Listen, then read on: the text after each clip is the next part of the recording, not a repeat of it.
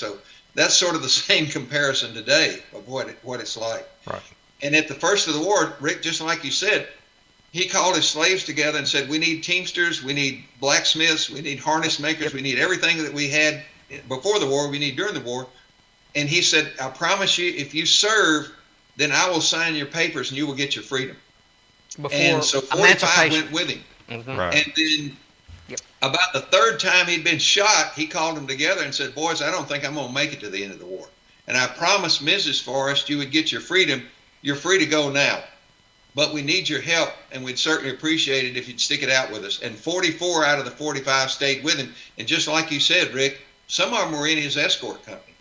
And back then, an escort company, a general could have an escort company, which was about 100 men. And usually it was a son-in-law or a nephew or somebody that wanted to ride around with a general and have a fancy uniform and never hear a shot fired in anger. Forest Escorts Company was totally different. It was like Marine Reconnaissance or Navy SEALs or Special Ops.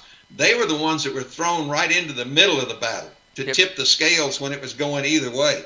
So that was a totally different operation, and blacks served in that escort company.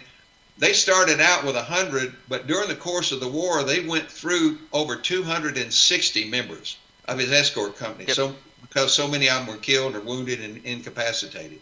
So that's who was serving in his escort company. And just like you said, Rick, they were like his bodyguards. They were. And then at the Battle of Parker's Crossroads, when he had to actually charge both ways, Right.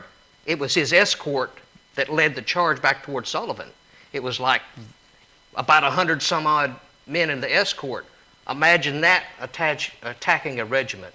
Yeah. Put that in your pipe Wow. and smoke it.